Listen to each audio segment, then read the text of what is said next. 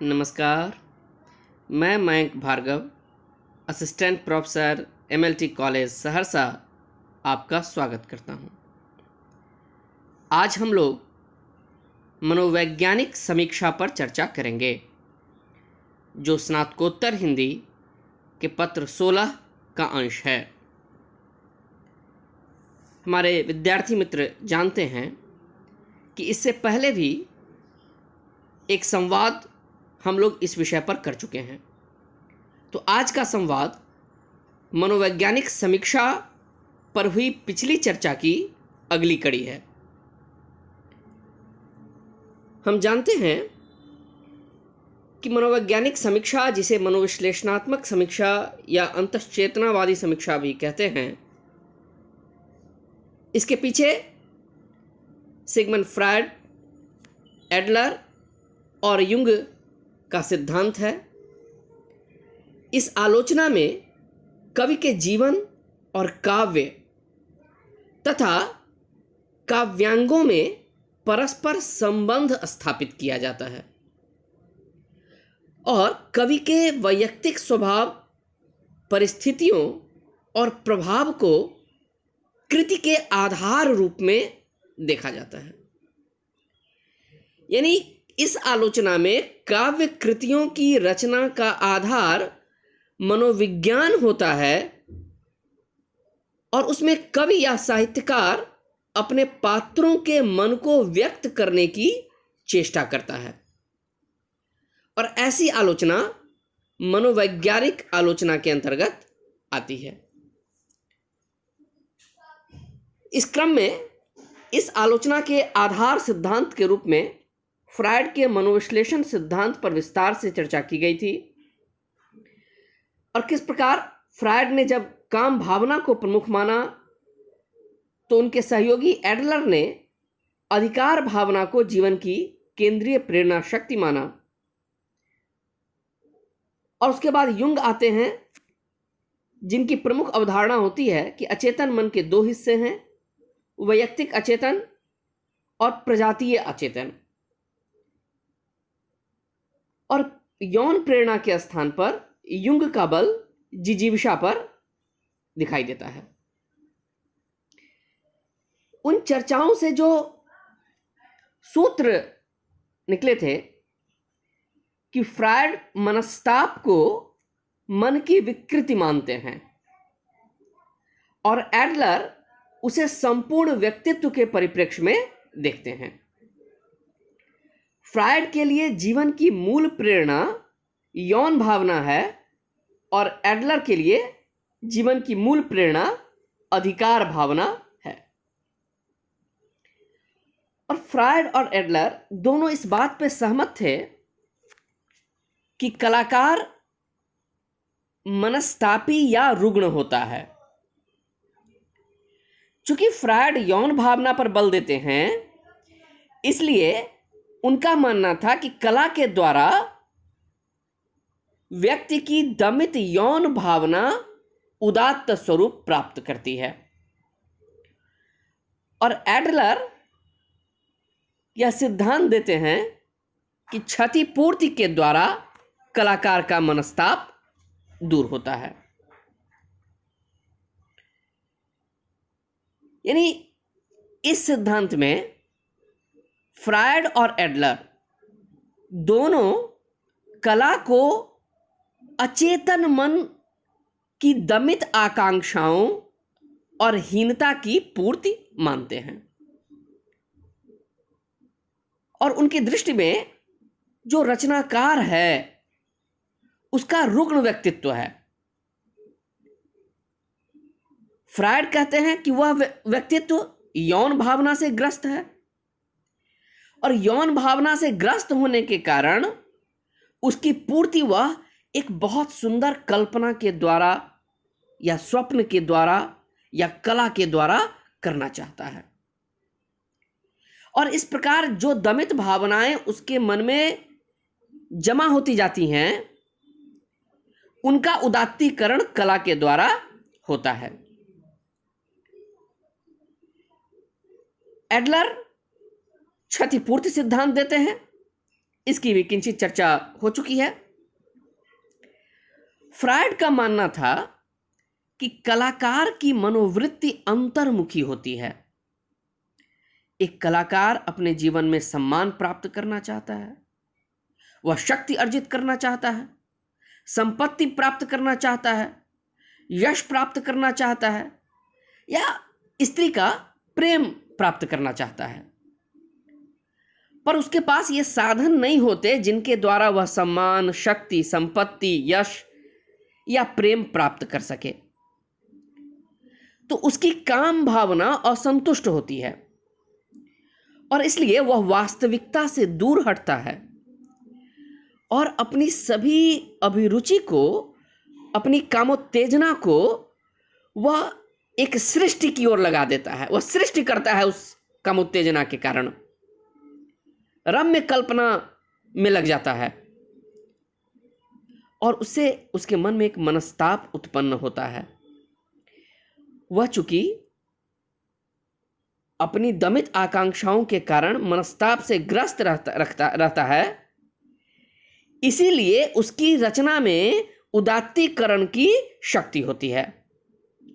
वह जानता है कि अपने सपनों का विस्तार किस प्रकार किया जाए, वह सपने जो पूरे नहीं हो सके, और उसमें एक योग्यता होती है जिससे वह विशिष्ट सामग्री को अपनी कल्पना के सहारे विचारों में ढालता है। एडलर ने क्षतिपूर्ति सिद्धांत दिया था, यानी 3 तरह की बातें उसने की। संरचनात्मक रुग्णता हो सकती है, क्रियात्मक रुग्णता हो सकती है, या मानसिक रुग्णता हो सकती है। संरचनात्मक रुग्णता का मतलब है शारीरिक विकृति, क्रियात्मक का अर्थ है दर्द आदि के कारण हाथ आदि उठाने में कठिनाई, चलने फिरने में कठिनाई, और मानसिक रुग्णता का संबंध चिंता, भय, उद्वेग, क्षोभ, उदासीनता आदि से है। तो एडलर ने कहा कि भाई 3 प्रकार की प्रतिक्रिया हो सकती है, या तो एक प्रकार की क्षति को दूसरे प्रकार के उत्कर्ष विधायक कार्यों द्वारा पूरा किया जाएगा, या कर्म विमुख हो सकता है, या अपनी हीनता से समझौता कर लेता है।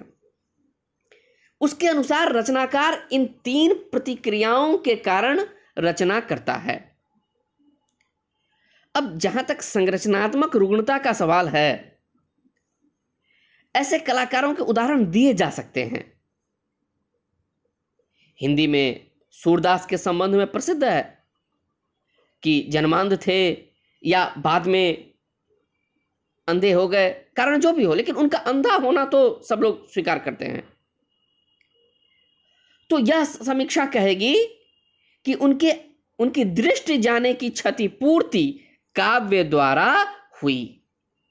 यही एडलर का क्षतिपूरक सिद्धांत इसकी विवेचना इस रूप में करेगा।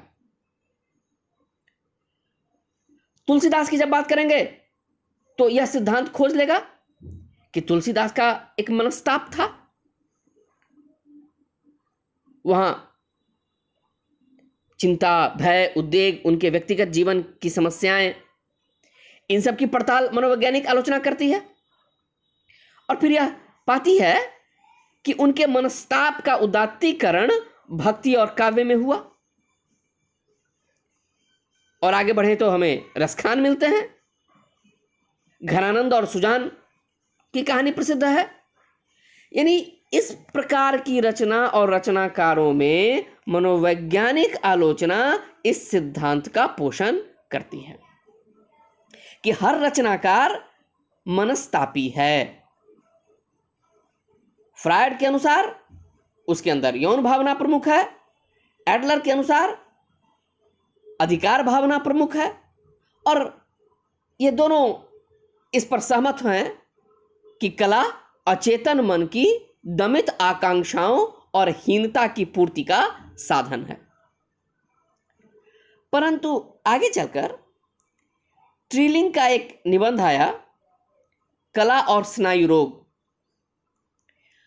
उन्होंने इसमें एक बहुत महत्वपूर्ण बात कही कि यदि कलाकार को अनिवार्यतः मनस्तापी मान लिया जाएगा, यह मान लिया जाएगा कि रचनाकार द्वारा जो भी रचना होती है या कलाकार की जो कला होती है वह उसके मनस्ताप की परिणति है। तो इस संसार में जितने प्रकार के बुद्धिजीवी हैं सबको मनस्तापी मानना पड़ेगा। यदि यह मान लें कि किसी कवि की रचना उसके मनस्ताप का परिणाम है तो यह भी मानना पड़ेगा कि किसी वैज्ञानिक द्वारा जो खोज की गई वह भी उसके किसी मनस्ताप का परिणाम है। मान लीजिए कि न्यूटन की बात करेंगे तो उनकी प्रतिभा के मूल में किसी संवेग की तलाश करनी होगी। डार्विन ने सिद्धांत दिया तो हम खोजने जाएंगे कि भाई क्या क्षतिपूर्ति कर रहे थे वो। फ्रॉइड के तरीके से चलेंगे तो यौन भावना ढूंढेंगे, एडलर के तरीके से चलेंगे तो उसमें भी हमको कुछ ढूंढना होगा, अधिकार भावना। और प्रसिद्ध आलोचक रेन बैलक और ऑस्टिन वॉरेन ने भी यह सवाल उठाया। उन्होंने कहा कि यदि लेखक स्नायु रोगी होता है तो क्या उसका यह जो स्नायु रोग है, अतिरिक्त संवेग के कारण जो मनस्तापी उसको ये लोग मानते हैं, तो रेन बैलक और ऑस्टिन वॉरेन ने कहा कि यदि लेखक स्नायु रोगी होता है तो क्या उसका स्नायु रोग उसकी कृतियों के लिए विषय प्रदान करता है या उसकी अभिप्रेरणा को जगाता है। दो बातें हैं, एक तो हो सकता है कि वह स्नायु रोगी हो, उसको ऐसा अनुभव हो, उसको जानकारी इस तरह की हो तो उसने उस विषय पर रचना की। दूसरी बात है कि उस स्नायु रोग ने रचना के लिए उसको अभिप्रेरणा दी। अब समस्त रचनाएं तो स्नायु रोग से संबंधित है नहीं। यह सिद्ध मनोवैज्ञानिक आलोचना का यह सिद्धांत तो कहेगा कि उसको अभिप्रेरित किया जाता है।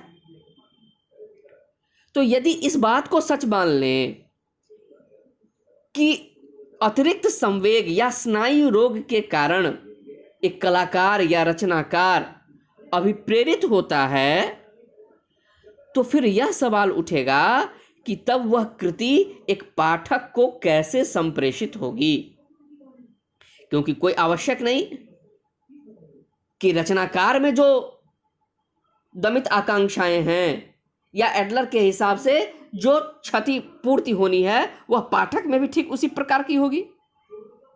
तो फिर जो रचना उस स्नायु रोग के कारण जन्मी, फिर वह रचना एक पाठक को कैसे समझ में आएगी। और लेखक केवल एक रोग के बारे में विस्तार से देखे तो बात खत्म नहीं करता, वह कुछ अपनी बातें भी करता है।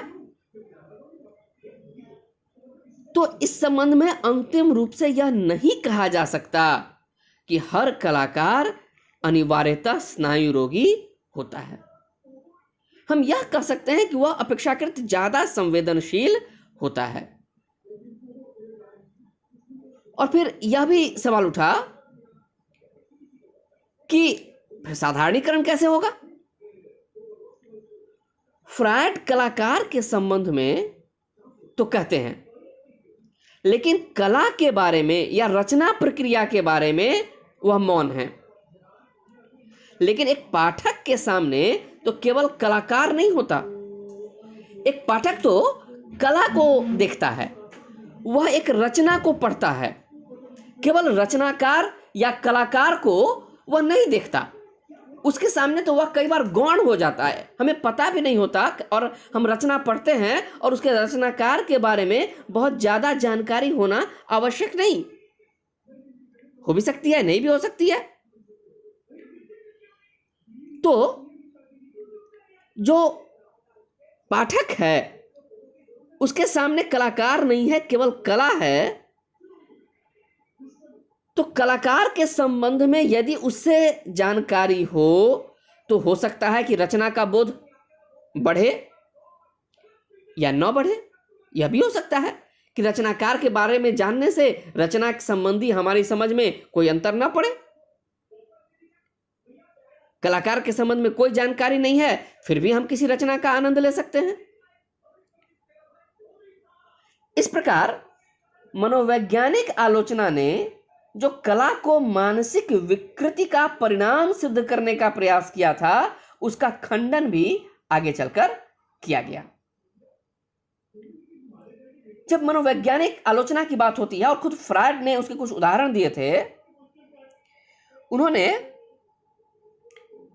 कला को मानसिक विकृति के संदर्भ में देखा, और लियोनार्डो दा विंची के चित्रों का जब उन्होंने विश्लेषण किया, तो उन्होंने लियोनार्डो ने जो मुस्कुराती महिलाओं के चित्र बनाए थे, उसकी व्याख्या फ्रायड ने की कि इन चित्रों के मूल में लियोनार्डो के स्वयं के आत्मदमन की अस्थायी मुक्ति का प्रयास था।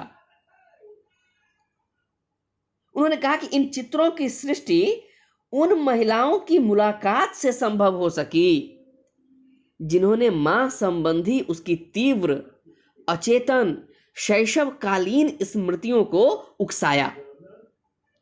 वो जो प्रसिद्ध चित्र है मोनालिसा लियोनार्डो दा विंची का, उसके बारे में भी फ्रायड का कथन है कि वह उस चित्र में मोनालिसा में जो एक स्त्री है, उसकी मुस्कान, अद्भुत मुस्कान, जिसकी बहुत सारी व्याख्याएं हुई हैं और व्याख्याएं होती जा रही हैं, तो फ्रायड ने उसमें मां की मुस्कान देखी थी और कहा था कि बचपन से ही मां संबंधी जो भावनाएं थीं वही उस चित्र में प्रतिफलित होती हैं। यानी फ्रायड या मनोवैज्ञानिक आलोचना के हिसाब से जब कला की व्याख्या करते हैं तो वह कलाकार के अचेतन मन की व्याख्या मात्र होती है।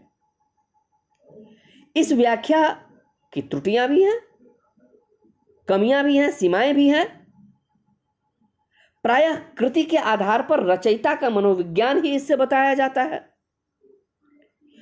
कुछ लोगों ने रचयिता की जीवनी के बहुत सारे तथ्य इकट्ठे किए और उसमें जो आशा, निराशा, संघर्ष, तनाव आदि होता है उसको रचनाओं से संबद्ध करते हैं। इस तरह से कृति का मूल्यांकन एक सीमा तक ही संभव है। पूरी तरह एक कृति को कलाकार की जीवनी के संदर्भ में देखना बहुत उचित नहीं जान पड़ता।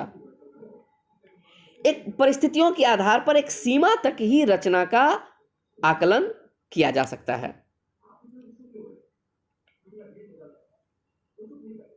किसी रचना में जो पात्र होते हैं वह अनेक परिस्थितियों में कार्यरत दिखाई देते हैं।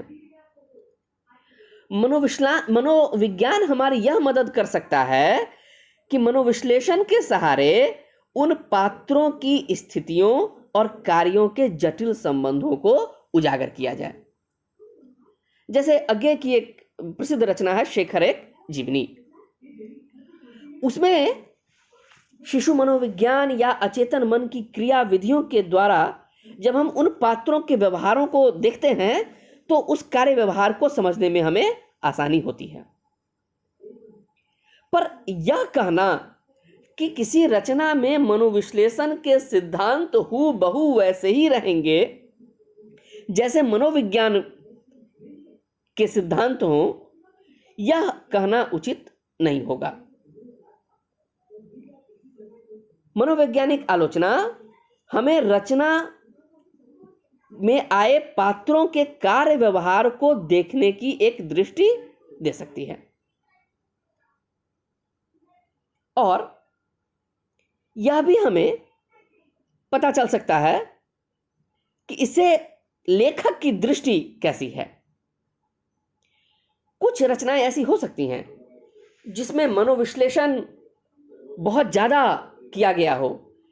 वस्तुतः हुआ यह कि जब मनोवैज्ञानिक आलोचना का प्रचार प्रसार हुआ तो कुछ रचनाएं ऐसी लिखी गईं जो मनोविज्ञान के सिद्धांतों के आधार पर लिखी गईं, परंतु न रचना के क्षेत्र में न आलोचना के क्षेत्र में इसको एकमात्र सिद्धांत के रूप में स्वीकार किया जा सकता है। इस संबंध में रामविलास शर्मा को याद करना उचित होगा। उन्होंने इस बात की ओर इशारा किया था कि मनोवैज्ञानिक चित्रण का मतलब यह लगाया जाने लगा है कि एक उपन्यासकार फ्रायड की किताब सामने रख ले एडलर की किताब सामने रख ले, युंग की किताब सामने रख ले और उसके हिसाब से पात्रों का चरित्र चित्रण करता चला जाए, पर यह संभव नहीं है। यदि इसी प्रकार के चरित्र चित्रण होंगे तो उनका साधारणीकरण ठीक ढंग से होगा नहीं, पाठक तक उसकी पहुंच नहीं हो सकती है। और यह महत्वपूर्ण है कि कौन सा पात्र किस परिस्थिति में क्या करता है, इसी के आधार पर मनोवैज्ञानिक चित्रण की सूक्ष्मता या स्थूलता निर्धारित की जा सकती है। प्रेमचंद का एक उपन्यास है गोदान, उसमें एक पात्र है होरी। शेखर एक जीवनी अज्ञे की रचना है, उसका पात्र है शेखर। अब ये होरी और शेखर एक ही जैसा आचरण नहीं करेंगे। उनके आचरणों को देखने के लिए हमें मनोवैज्ञानिक दृष्टि अपनानी होगी। परंतु कोई जरूरी नहीं है कि जो रचनाएं मनोवैज्ञानिक सिद्धांतों के आधार पर न लिखी गई उसमें मनोवैज्ञानिक विश्लेषण न हो। प्रेमचंद में भी रामविलास शर्मा ने दिखाया है कि उनमें भी सूक्ष्म वैज्ञानिक चित्रण कर सकने की क्षमता थी। और एक मनोवैज्ञानिक आलोचना के हिसाब से इस दृष्टि को भी अपनाना बहुत आवश्यक है। केवल फ्रायड, एडलर, युंग के सिद्धांतों पर ही हम अडिग नहीं रह सकते। रामविलास शर्मा ने एक उदाहरण दिया है कि जिस मनोवैज्ञानिक चित्रण की सूक्ष्मता की बात की जाती है वह प्रेमचंद में भी है, पर कोई जरूरी नहीं है कि उसका चित्रण फ्रायड के अनुसार ही हो। उन्होंने एक उदाहरण दिया प्रेमाश्रम उपन्यास का। प्रेमाश्रम में एक स्थान पर एक पात्र है मनोहर, उसका बेटा है बलराज। तो मनोहर अपने पुत्र बलराज के कांस्टेबलों द्वारा पकड़ लिए जाने पर बाज की तरह टूटकर बलराज के पास पहुंचा और दोनों कांस्टेबलों को धक्का देकर बोला, छोड़ दो नहीं तो अच्छा ना होगा।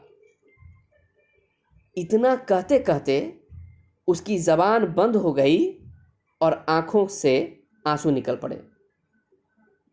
और इस उद्धरण को उद्धृत करने के बाद रामविलास शर्मा टिप्पणी करते हैं कि कुछ आलोचक कहते हैं कि प्रेमचंद में मनोवैज्ञानिक गहराई नहीं है। मनोविज्ञान का अर्थ विकृत काम विकार ही न हो तो यह भी बड़ा सूक्ष्म मनोवैज्ञानिक चित्रण है। बेटे की दुर्दशा देखकर बाप अपने को रोक नहीं पाता, तैश में आकर सिपाहियों को धक्का देता है, लेकिन दूसरे ही क्षण अपनी बेबसी समझकर रोने लगता है। यह जो मनोवैज्ञानिक सूक्ष्मता दिखाई प्रेमचंद ने, इसे भी देखना बहुत महत्वपूर्ण है। तो मनोवैज्ञानिक आलोचना केवल इस आधार पर ही नहीं देखी जा सकती, परंतु जो मनोवैज्ञानिक आलोचना से जो अभिप्राय लेते हैं, हिंदी में यदि उसकी चर्चा करें तो इलाचंद्र जोशी का नाम हमारे सामने सबसे पहले आता है। इलाचंद्र जोशी मनोवैज्ञानिक आलोचना के क्षेत्र में सर्वाधिक क्रियाशील आलोचक माने जाते हैं। रामचंद्र तिवारी ने अपनी पुस्तक हिंदी का गद्य साहित्य में यह लिखा है कि हिंदी में इलाचंद्र जोशी मनोवैज्ञानिक आलोचना के क्षेत्र में सर्वाधिक क्रियाशील आलोचक हैं। उनकी एक किताब आई 1940 में, साहित्य सर्जना, और इससे वो मनोवैज्ञानिक आलोचक के रूप में हिंदी में प्रतिष्ठित हुए। और इसके बाद जो उनकी कृतियां आई, विवेचना या विश्लेषण, इन कृतियों में भी उनका मनोवैज्ञानिक आलोचक वाला स्वरूप एकदम सक्रिय रहा। इलाचंद्र जोशी ने हिंदी के भक्ति साहित्य को भी मनोवैज्ञानिक आलोचना के लिहाज से देखा और उन्होंने कहा कि भक्ति साहित्य दमित काम कुंठा का ही प्रतीक है। अब यहां यह विवादास्पद टिप्पणी है और इसीलिए हिंदी में यह टिप्पणी स्वीकार्य नहीं हो सकी। एक सीमा तक हम साहित्य को दमित काम भावना के रूप में देख सकते हैं, पर जिस भक्ति साहित्य को अकुंठ भावना का साहित्य कहा जाता है, उसको कुंठाग्रस्त साहित्य के रूप में देखना अपने आप में एक बहुत साहस मानता है। और यह आलोचकीय साहस कह सकते हैं कि इलाचंद जोशी ने दिखाया कि भक्ति भावना को भी उन्होंने दमित काम कुंठा का प्रतीक माना। और स्वाभाविक है कि जब भक्ति साहित्य उनकी नज़र से नहीं बचा तो उनके सामने जो छायावादी काव्य लिखा जा रहा था वह कैसे बचता। छायावाद को भी उन्होंने यौन संबंधी मनोभावनाओं की कुंठा के रूप में देखा। बस इतना कहा कि ये जो छायावादी काव्य की जो यौन संबंधी मनोभावनाएं हैं, ये शब्द जाल में अवगुंठित शालीन स्थिति के रूप में आती हैं। यानी भले ही ऊपर ऊपर से बहुत शालीन शब्द हैं, लेकिन अंदर से यदि उनकी पड़ताल की जाए तो उसके अंदर भी हमें दमित काम कुंठा दिखाई देगी। हिंदी में इस परंपरा में डॉक्टर नगेंद्र, डॉक्टर देवराज उपाध्याय या अज्ञेय के नाम उल्लेखनीय हैं। डॉक्टर नगेंद्र ने रसवादी आलोचना का सिद्धांत दिया, लेकिन उसको भी उन्होंने मनोविज्ञान का पूरक माना। रस विवेचन को भी मनोविज्ञान से जोड़ने का श्रेय डॉक्टर नगेंद्र को जाता है। और अज्ञेय ने तो कुछ रचनाएं भी इस हिसाब से की, और जो सिद्धांत उन्होंने साथ साथ दिए आलोचना में, वह मनोवैज्ञानिक आलोचना को आगे बढ़ाने वाले हैं। उन्होंने कहा कि अपनी अनुपयोगिता की अनुभूति से आहत होकर कलाकार जब विद्रोह कर देता है तो उसका यह विद्रोह ही कलात्मक सृष्टि के रूप में प्रकट होता है।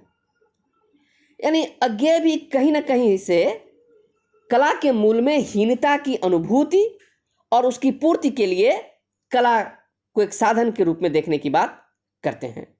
वह भी कह रहे हैं कि अपनी अनुपयोगिता की अनुभूति से एक कलाकार आहत होता है और फिर वह उसका विद्रोह करता है, और उसका यह विद्रोह ही एक रचनात्मक सृष्टि के रूप में हमारे सामने आता है।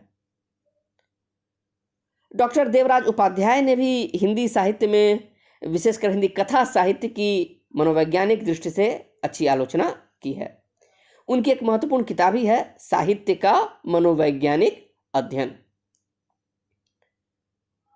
कुछ ऐसे भी प्रयास हुए हैं जिससे रचनाओं में, एक रचनाकार के समस्त रचना में, उसके संपूर्ण साहित्य में एक खास बिंब की तलाश की गई है। इस डॉक्टर ज्वाला प्रसाद खेतान की किताब है अज्ञेय की रचना में काम तत्व और उसकी परिणति। इस पुस्तक में अज्ञेय के समस्त उपन्यासों में जो नारी आती है, उस नारी में एक आद्य बिंब की पहचान की गई है। और अज्ञेय की जितनी काव्य कृतियां हैं उसमें एक विज्ञ पुरुष के आद्य बिंब का अनुसंधान किया गया है। तो काव्य तो सचमुच एक मनोवैज्ञानिक प्रक्रिया है ही, इसलिए मनोविज्ञान की दृष्टि से उसका अध्ययन होना चाहिए। इस मनोविश्लेषण के चलते रचनाकार की रचना प्रक्रिया का भी पता चलता है, परंतु हमें यह भी याद रखना चाहिए कि इसके साथ साथ इसकी एक सीमा भी है। मनोवैज्ञानिक आलोचना मनोविश्लेषण के सहारे पात्रों के आचरण को देख सकती है कि पात्र कैसे आचरण कर रहे हैं। रचनाकार जो प्रतीक और बिंब प्रयोग करते हैं, उसके अभिप्राय की व्याख्या मनोविश्लेषण के द्वारा हो सकती है। जो मिथकीय रचनाएं हैं, उनके जीवन सत्य का उद्घाटन मनोवैज्ञानिक आलोचना बहुत बढ़िया तरीके से कर सकती है। या किसी रचना में अगर फैंटेसी का उपयोग हुआ है तो उस फैंटेसी में जो यथार्थ उस फैंटेसी में जो यथार्थ है, उस यथार्थ की विवेचना की जा सकती है, लेकिन इससे साहित्य या कला के समग्र सौंदर्य की व्याख्या नहीं हो सकती। पाश्चात्य काव्यशास्त्र की परंपरा में लिखा गया है कि कला का केवल वही पक्ष जो कलात्मक रूप विधान की प्रक्रिया से संपृक्त है, मनोविज्ञान का विषय हो सकता है।